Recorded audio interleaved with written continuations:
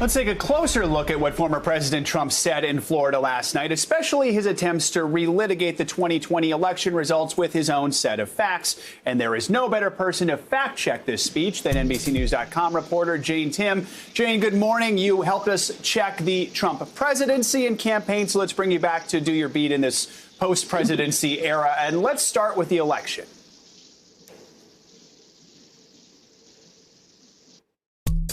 This issue is being studied and examined, but the reality is you cannot have a situation where ballots are indiscriminately pouring in from all over the country. Tens of millions of ballots. Where are they coming from? They're coming all over the place. Where illegal aliens and dead people are voting, and many other horrible things are happening that are too voluminous to even mention. All right, so what's your rating on that one? You know, is there a rating worse than false? Maybe a whopper, we might say.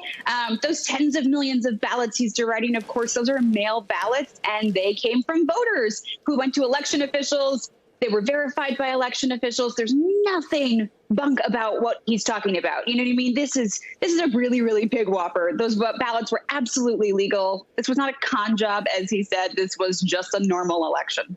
All right, so Jane, former President Trump also took credit for getting vaccines in record time. Let's take a listen to that clip.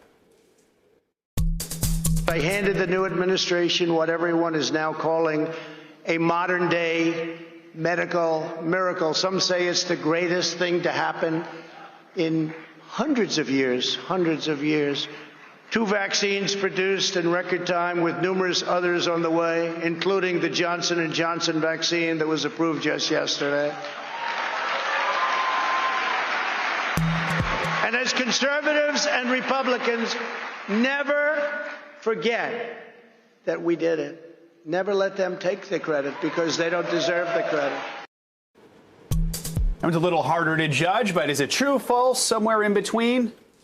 Yeah, this is a little bit more in between. So, of course, every vaccine scientist, every government in the world was working on trying to get a vaccine to put our world back to where it was, get it back to normal and get people healthy. And the Trump administration was a big part of that. They put a lot of money into research and development. Moderna and Johnson & Johnson both took about $1 billion each in research and development. And all of these places took big contracts from the U.S. So I'd say he gets a little credit for it. All right. Jane Timm, thank you so much.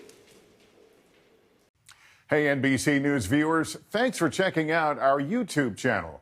Subscribe by clicking on that button down here and click on any of the videos over here to watch the latest interviews, show highlights, and digital exclusives. Thanks for watching.